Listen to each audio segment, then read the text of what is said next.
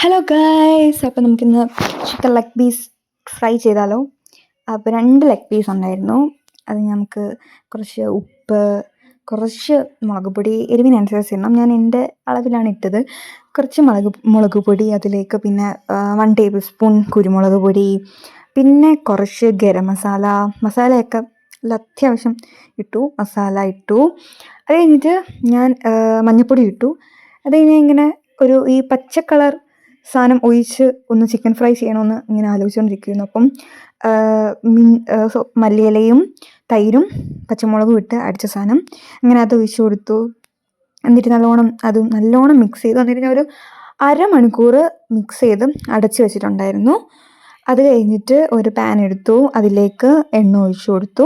എണ്ണ നല്ലോണം ചൂടായതിന് ശേഷം ഞാൻ ഒരു ഫസ്റ്റ് പീസ് ഇട്ടു. രണ്ടാമത്തെ പീസ് ഇട്ടപ്പോൾ എണ്ണ നല്ലോണം തെറിച്ചിട്ടുണ്ടായിരുന്നു. അങ്ങനെ 2 പീസ് ഇട്ട് കൊടുത്തു.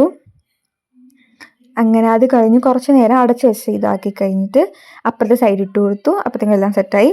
അത് കഴിഞ്ഞിട്ട് എല്ലാവർക്കും കൊണ്ടു കൊടുത്തു. എല്ലാവർക്കും നല്ലോണം ഇഷ്ടപ്പെട്ടു. ഞാൻ കരുതി ഈ ഒരു മല്ലിയിലയുടെ ഇത് കാണുമെന്ന് കരുതി. അങ്ങനെയൊന്നും ഇല്ലായിരുന്നു. നല്ല ടേസ്റ്റ് ഉണ്ടായിരുന്നു. അപ്പോൾ ഓക്കെ, ബൈ.